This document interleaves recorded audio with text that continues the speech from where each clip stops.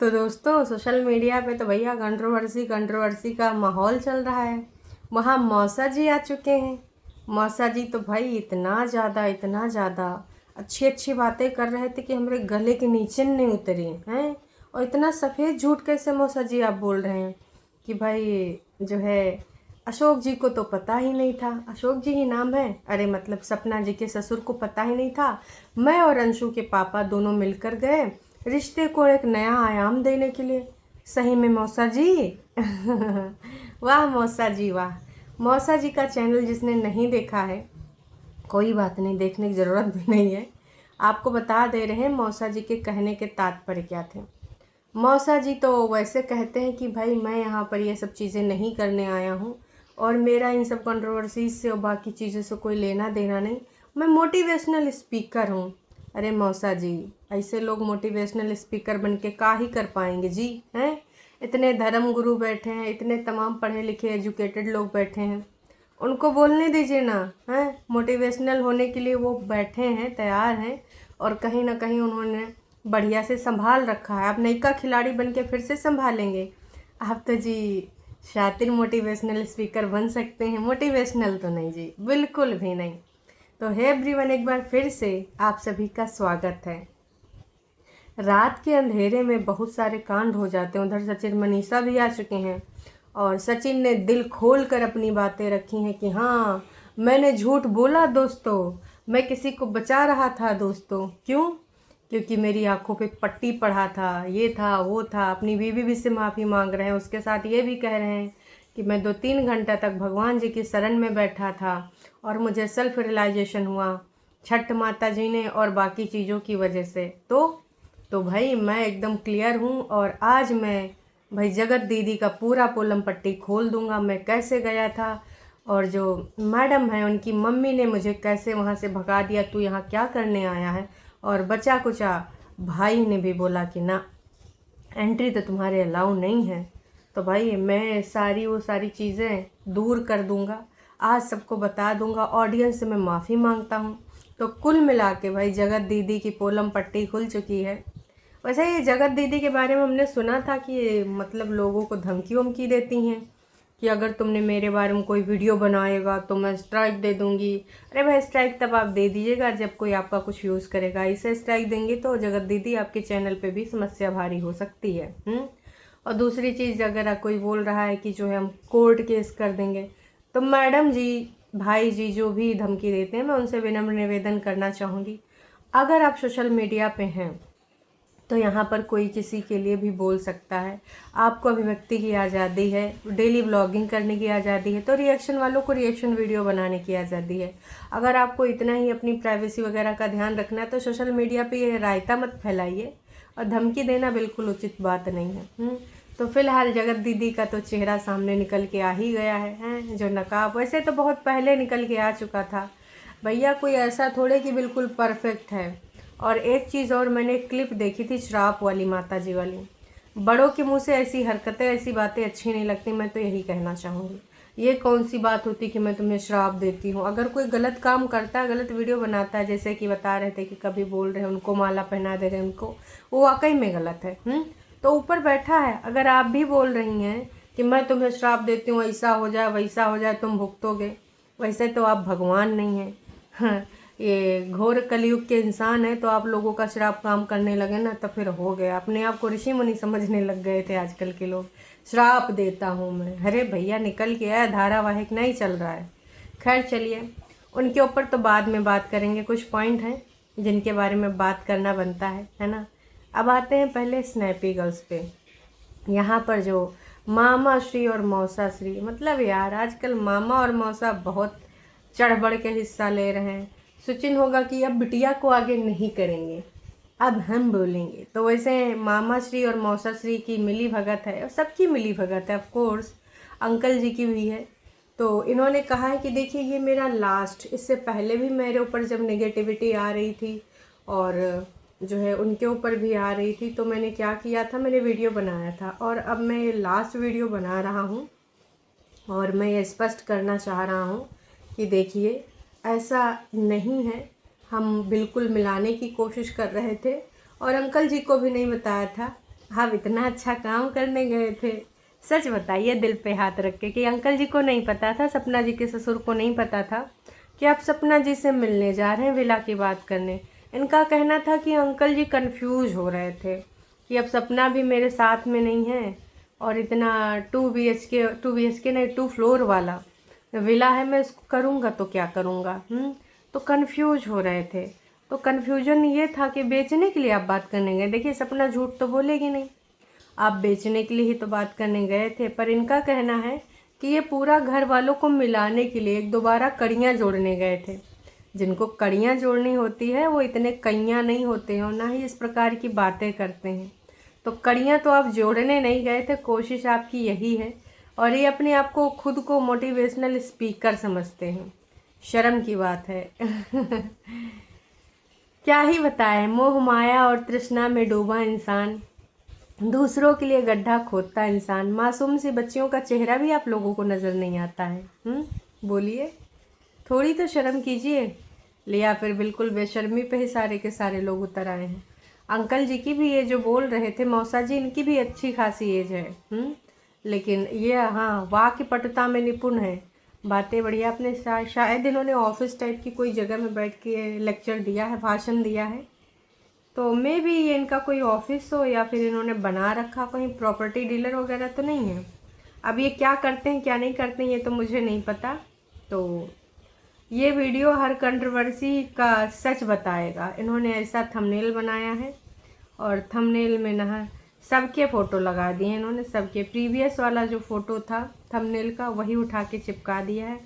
अपनी भी फ़ोटो लगाई है और ये लड़के की भी लगा दी है। क्या अंकल जी उसको भी यहाँ पर प्रमोट करने लिए बैठे हैं। मतलब जगह जगह पे खूब सारा चैनल खुल चुका है। सारा रिश्तेदार बनेगा यूट्यूबर, दिखाएगा खेत खलिहान, अपना घर बार और जो भी दिखाना है दिखाएगा। सबसे ज़्यादा मेन मकसद है बहू को नीचा दिखाना, बहू को गलत दिखाना है।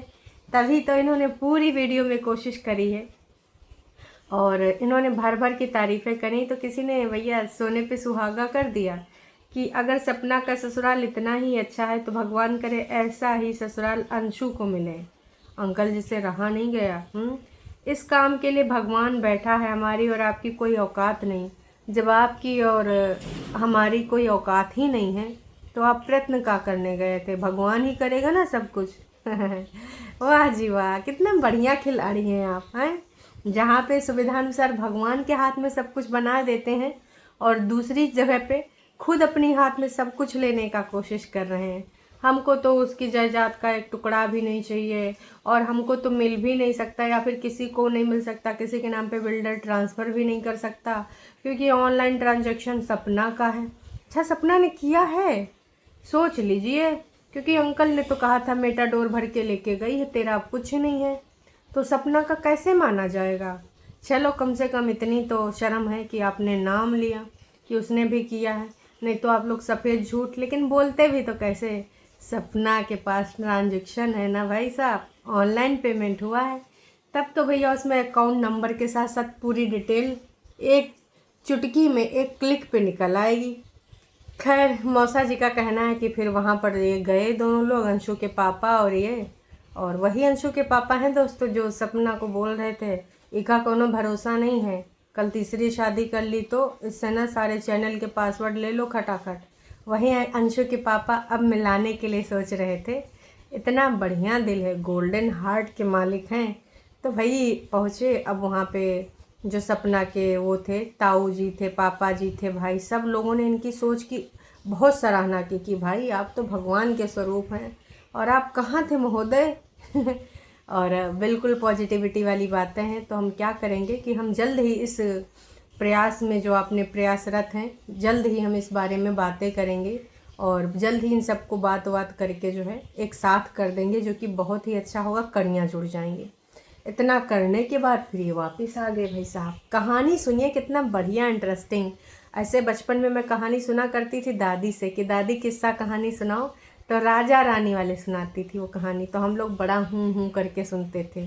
हाँ, तो वैसे जब अंकल जी सुनाए रहे थे, भाई देखिए दुनियादारी का तजुर्बा है अंकल जी को, पता है कि कैसे कैसे शब्दों का यूज़ करना है और किस प्रकार के शब्दों का यूज़ करेंगे तो फिर हमें जो है जनता अड़े हाथों नहीं लेगी। बहुत अच्छे से अंकल शब्दों पे पकड़ बनाए हुए थे कि भाई फिर हमें क्या पता, जो है इनका जो सपना के सास ससुर हैं, इनका मन था बच्चों से मिलने का, फिर ये मिलने पहुँचे और जब मिलके पहुँच के आए, फिर सपना का जो थोड़ा सा लड़ाई झगड़ा या फिर कंट्रोवर्सी जो चल रहा है वो कज़न ब्रदर के अंशु के साथ चल रहा है, उसने आधे मिनट की वीडियो बना के डाल दी।